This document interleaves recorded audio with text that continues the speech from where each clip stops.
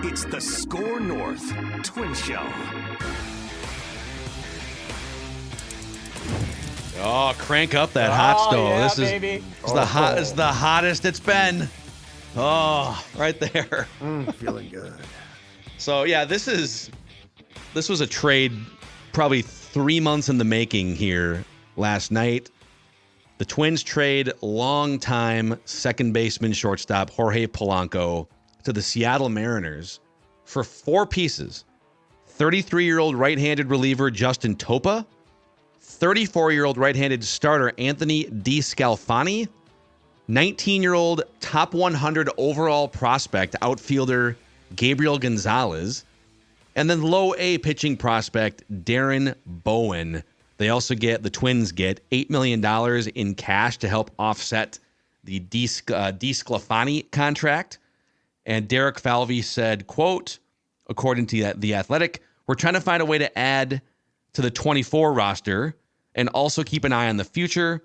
This was the first deal for us that really intersected both of those in a way that felt like it was above the line. We still think there are ways we can utilize some of that money to address other ways to improve the club. That was our goal. That was our mission. So maybe some more moves to be made, but this was we kind of saw this coming from a few months away. What are your just initial thoughts on Polanco for these 4 pieces from the Mariners? Well, first of all, I think it's hard to pass immediate judgment, because I will say that while Topa should help replace Pagan in the bullpen, and while you might have got a starter, but he's been injury prone, to me, the key to the deal potentially is the Class A outfield prospect, Gabriel Gonzalez. So if he becomes a nice chip to trade in the future or can play up here, it becomes a very good trade. What I think about Polanco is this. I think that there was a misperception among Twins fans, and there are some who are not pleased with this trade right now. But I think the problem was this. They thought that the Twins were going to get like a top of the rotation starter back. And Polanco is 30. Unfortunately, he's breaking down. Yeah. And in 2023, 2 separate hamstring injuries cost him 53 games. He had an ankle problem in 2019 and 20, and he missed 37 games in 2022 because of a knee problem, okay? So this whole thing of, I thought you were going to get one of Seattle's top pitching prospects or something was folly. So I actually come away from this deal. I think it's hard to pass judgment, but I think it's easy to say that you can, at least in this case, see what the Twins saw. And on DeDclafani, I think the other thing is this. Okay, yes, he's had arm problems. Yes, that's a concern, including the fact that he was shut down in July while with the Giants last year because of a flexor strain in the elbow. But where this he's going to need TJ. He's going to need Tommy John. But here's where I'm not too upset about that. In this case, the Tyler Mahle trade was done to bring aboard a soul chip that you were relying on. Like, you screwed the pooch there. Yeah. On this one, yeah, it's a return for a guy that, to be honest with you, I think Polanco, while he certainly has value and is a nice player, I don't think it was easy as picking up the phone and say, let's do a deal, Jorge Polanco. I think there was a lot of machinations here. So in this case, when I hear about a pitcher with a bad arm, I'm not like, well, you said you were going to get him for the top of the rotation. Screw you guys. I'm more like, okay, the package in the return makes sense. In other words, I am not raging about this trade. I actually think it could be a good trade. Yeah, if they would have gotten Bryce Miller straight up for like Jorge Polanco, that would have been absurd. Like, Bryce Miller, I think, graduated from one of their best pitching prospects, the Seattle Mariners, that is, under control for the next 4 years. If they would have been able to just do a 1-for-1 swap, my God, that would have been awesome. But the Mariners are smarter than that. They weren't going to give up a controllable starter for a good above average second baseman and a good bat in their lineup. I like this trade on paper. I think DeDclafani is your 5th starter. He has good control, and there's nothing more that's really expected of him. If he can stay healthy and deliver you the 120 innings part, that's a win. That's a huge win for you. The Justin Topa part, in my opinion, is the most intriguing part of this too, outside obviously Gonzalez being a top 100 prospect. Topa isn't going to blow you away. His whiff rate is low. He's not going to have a ton of strikeouts, but he has insanely good stuff. Like even on Baseball Savant, the barrel rate percentage on opponents is in the 97th percentile. Barrel rate. So barrel rate. Let's go. Ground ball rate in the 94th percentile. He induces a ton of ground ball, weak contact, stuff that is hard to hit. He's a worm murderer. A worm murderer. And I looked this up too because I was curious because he had a ton of appearances, 75, which is obviously a boatload. 38 of his appearances, he faced 3 batters or less. So, I mean, he's mostly going to be a 1-inning guy for the most part. He could go, a second time out there or face a 4th or 5th batter to get out. But with starters going shorter and shorter and shorter, you need as many units and bullets in the bullpen. And Topa replaces Pagan in a different style. But I actually think in general, for a guy that Jorge Polanco, that everyone knew the Twins were going to trade him, they got a top 100 prospect, a good above average reliever, and a serviceable pitching arm plus an extra throw-in prospect too. I think this is on paper a pretty solid trade for the Twins. Yeah, I'll give you a couple more just sort of scouting looks at Justin Topa. So he by the way, 33 years old, and last year was his first real full season in the major leagues. He was a 10-year minor leaguer, had some injuries, I think, early in his career, was with the Brewers system for a while, and I have a couple connections to both Brewers and Seattle that I ran this trade by, and both said they really like Topa, that Twins fans are going to like him as a personality, that he's a good guy, and he has a hard, heavy, sinking fastball. Oh, that's right. Keeps it in the park. It's like throwing a shot put. Yeah. By the way, keeps it in the park. 630 innings in his professional baseball career, most of them in the minor leagues. So 630 innings. Only 36 home runs allowed in 630 innings, which is pretty insane. So that's going to be like, so your bullpen now. You've replaced the Pagan innings. Pagan, more of a fly ball extremist, and you've got Topa in here as a double play inducing ground ball guy, who also throws, by the way, like 97. He's one of those guys that throws really hard but doesn't get the strikeouts. So Darren, Brock Stewart, Griffin Jacks, Justin Topa, and then Caleb Thielbar are still, they could use another big time lefty in there at some point. Yep. And maybe with DeDclafani coming in here, Louis Varland is added to your bullpen. So that bullpen, that's pretty nice. Some hard throwers. You got some strikeout guys. You got a ground ball guy. I think the key to this trade for 2024 is Varland to the bullpen if DeDclafani can stay healthy. Yeah. And you can make a trade too at the deadline for if you can get there in good shape. I just think what we saw when Varland was moved to the bullpen late in 23, I think what we saw there was really intriguing. And I'm not saying that he can't be an effective starter, but I think he could be a hell of a bullpen arm. And his stuff, ticked up into the 90s. Like there was a lot to like there. And I think your potential entire pitching staff is stronger with Varland in the bullpen. Yep. But like you said, you still have the option to maybe he starts the year as a starter. And so you've got a couple options for that number 5 spot. You can make a trade in June or July to maybe you add a playoff rotation starter, and then it bumps Louis Varland back to the bullpen for the second half of the season. Like you've got those options. Sure. And then we'll see what happens with Josh Staumont, who they signed a couple months back. He had a couple really good years, like 2 years ago with the Royals. Cody Funderburk is an intriguing lefty that we saw at the end of the season. And Jorge Alcala has always been this intriguing guy who's been hurt, but they've got bullpen arms and they've got options to go through here. On the 19-year-old prospect, so Gabriel Gonzalez, he slots in as one of the Twins' top 4 to 5 prospects, top 100 overall Major League Baseball.com pipeline prospect. And I was texting with a Major League scout about these players last night. And on Gonzalez, this scout said, he's a player I really like. I think he has a chance in a couple years to be a starter for the Twins. So you look like the Twins outfield collection right now in the minor leagues You've got 25-year-old Austin Martin, former 5th overall pick, who's banging on the door for a call-up.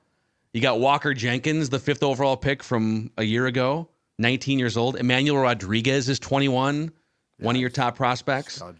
Gabriel Gonzalez, that they just traded for, 19 years old, high OBP, power, more of a corner guy than a center fielder. And then, I'll throw Bubba Thompson in there, 25 years old, fastest player in professional baseball. That's great. Can play some center. So they've got some outfielders here over the next 2 or 3 years that are going to be really interesting to watch. Did your sources tell you from the M's or the Brew Crew what, if anything, Topa did to go from, long time dwelling in the minors to being super successful at? No. Like was there a trip to Driveline? Was there like there may have been. we didn't get that far. It just feels like it's late in life to uptick from, okay, you're not set to be in the majors to, oh hell yeah, you're a really effective reliever. Yeah. No, I don't know for sure, but I'm just gonna pull up his timeline. He was with the Brewers for a few years. Yep. Yeah. And the Brewers are really good at developing arms. They have, and they've gone through some changes in that front office the last couple of years. Sure. But it doesn't surprise me that, he left the Texas organization. He was with Pittsburgh in the early 2000 teens and then Texas and then Milwaukee's system starting at like high A in 2019 through like the end of 2022. So him being in that Milwaukee system for a few years, just my guess, they have a pretty good track record of just building guys from within that system. But I don't know specifically, if he added a pitch, but definitely like a sinking 97-mile-an-hour fastball that's hard for hitters to get underneath, which in today's game where every hitter is trying to hit moon balls to the warning track and beyond, it's hard to get ground balls in today's game, and he does. So how are you guys going to remember Jorge Polanco as a Twin? Go ahead. A solid infielder, good bat, all-star. I know I see some people saying like he belongs to Twins Hall of Fame. I don't know if like I can slam dunk say that. I mean, Kadyr's in, right? Yeah, but like Cuddy also I think had I think personality-wise, Cuddy, that helped him. That pushed him a little bit over the top. He was media darling. Everyone loved him. Good Should guy. Should that matter though? It shouldn't, but does it matter versus a quiet guy? Yeah, absolutely. Especially with media people and people who are voting on. Yes, it does matter to them. I don't. You might say it shouldn't, but it definitely does. Let's put La Tortuga in. Let's put Williams Astudillo in the Twins Hall of Fame. I think he's Hall of Very Good Twins Hall of Fame. I think he's firmly in that. I don't know if he's a slam dunk Hall of Famer, but fans really liked him. He had some really good at-bats, big-time at-bats, too, in clutch situations. But I also think you can move on from him and still be okay. This Twins infield is still really damn good on paper without Jorge Polanco. I'll recall him as a guy who was actually at one point an Iron Man, played all the time, and was a suspect shortstop because of his arm, turned himself into a good second baseman, but most of all was dealt at the exact right time. Like this is how you optimize guys, right? Like this is, yes, it's a glut at second base, but you're also trading a 30-year-old player who's been battling injury problems. So like, I think he was good, but I also think that when we talk about knowing when to pull the plug, this is a good one. Yeah, they weren't gonna re-sign him just because of the depth they have up the middle. And if anyone was arguing, hey, they have a chance to win now, screw like assets for the future. Don't you want a winning player right now for the 2024 season? And I can hear that argument, but can you really rely on him at this point with all the injuries? I mean, he's kind of like 30 going on 72 with that body, it feels like. And where was he going to play? Well, you could find a place, like a healthy Polanco, you would find a place for because he'd be one of your best hitters. Right, like a 25, 26. But I'm saying now, and it sounds like Julian has done, knock on wood, a ton of work taking ground balls. So I saw an explanation for part of his problem that he explained. And I think it was a twin. He's left-handed. No. He said part of his problem was this. In Quebec, where he grew up, he could get into batting cages constantly. So like that was not a problem. Indoor cages and stuff, right? but there was no place to take ground balls. So like as a kid, he On didn't the rink, hockey rink, just taking ground balls. He didn't work on his fielding. So he's now trying to, or has worked on his fielding, which you would think should help. I will give him this. He did show improvement in the field a bit during the course of last season. He was awful for about the first half, and then it wasn't great, but it improved. So if he can play second base, you've got potential options at first base, and Brooks Lee is coming up. Like, I like where this team is at from an infield standpoint a lot. And it on the Canadian front, it would kind of laugh like, oh, the guy you couldn't find a place to field a ground ball in Canada, dude. I mean, Koski, same thing. Koski and Justin Morneau were butchers in the field coming up at third base and first base. No place to go in Canada. It's cold outside all the time. Where are you going to field? They should have taken grounders off the ice. You want to play hot corner, man. But you're right. You're right about that. But those guys put in with Tom Kelly back in the day. So Tom Kelly would show up at Twin Spring Training and help run Good Morning America and Ron Gardenhire, where it's a ground ball drill for like 20 minutes where there's just like 17 baseballs flying in every direction. Right. They would get. I mean, there's a reason why those Twins infields in the early 2000s and through that 10-year run were excellent defensively. Think about the Koskis, Morneau, Nick Punto, some of these guys, Jason Bartlett at shortstop. So there's a way to turn it around if you come up as a butcher in the infield, and the Twins have proven it over the last 20 years. So just because Julian was kind of a disaster defensively doesn't mean that it has to be that way for the next couple of years. But yeah, like Brooks Lee is going to be up at some point. These are great problems to have. If Brooks gets off to a hot start, he'll come up. You're going to have to figure out, like, do you move Julian to first? Does Brooks Lee take a corner outfield spot? Again, like, a great problem. Great problems to have. And usually how that works out is someone got injured. Yes, exactly. if you force the hand, if you force the hand, then that's the good problem to have. What usually unfortunately happens is Julian has a season-ending or a 60-day or 15-day long IL stint, and that's how you call up Brooks Lee, and then they have to figure out all the chess pieces. On the Hall of Fame, on the Twins Hall of Fame front, because we've had this conversation about Dozier. Like, is Dozier a Twins Hall of Famer? I think Polanco's above Dozier. Okay, well That's then, not my opinion. Here's the thing, though. So Dozier played in a little bit more games with the Twins, 955 games versus 832 games for Polanco. Dozier has a higher career WAR with the Twins. Dozier had more MVP votes with the Twins. He won a Gold Glove with the Twins. Like, if you're going to put in Polanco, you got to put in Dozier. I feel like a couple things, all right? If you remember some of those seasons for Dozier, I feel like there was a lot of garbage time statistics, all right? I don't want to like spend the episode clowning on Dozier, but there were some dark seasons where he would either disappear for like 2 or 3 months. I always felt like Polanco was just a more stable everyday player throughout a 6-month period. He wouldn't go into a hole where it's like 6 weeks of being unplayable in a lineup, and Dozier had really weird stretches like that. So that's part of it. But yeah, I mean, Dozier had almost 200 career homers as a Twin. He had that one year in 2016 where he hit 42 home runs on the season. So I don't know. I'm out on both. You're out on both? I'm not going to vote for either one of them. Okay. You get a vote? Yeah. Yeah, you I get a vote? Yeah. Oh, you do? Oh, okay. Yeah. Maybe we can get you a vote next time around. Yeah, well, let me know about that. You can vote twice for let me each put of in them. Michael Ryan and Jason Tyner and my favorite Twins. I also Buck think Buchanan as a writer. Exactly. to go back to Kadire, I also feel like he got votes because he was part of that eventual resurgence. I mean, those Twins teams from what, Phil, 2002 basically through 2010. He was a huge part of those. Yeah. So like, I don't like if Brian Dozier had been part of a consistent winning culture, I vote for him. Yeah, I mean, Kadire was one of the best players on the 2006 Twins. Yeah, that's on the 2009 Twins. I don't on have the a problem with him at 2010 all. Twins. Yeah, so me neither. Yeah, but there is. I mean, it is worthy of a discussion in that the line to get into the Twins Hall of Fame is it's a lower bar. Sure, I should say than the actual Major League Baseball Hall of Fame. By the way, I did an interview on the 710 ESPN Seattle morning show with Mike Salk this morning, just talking about Polanco.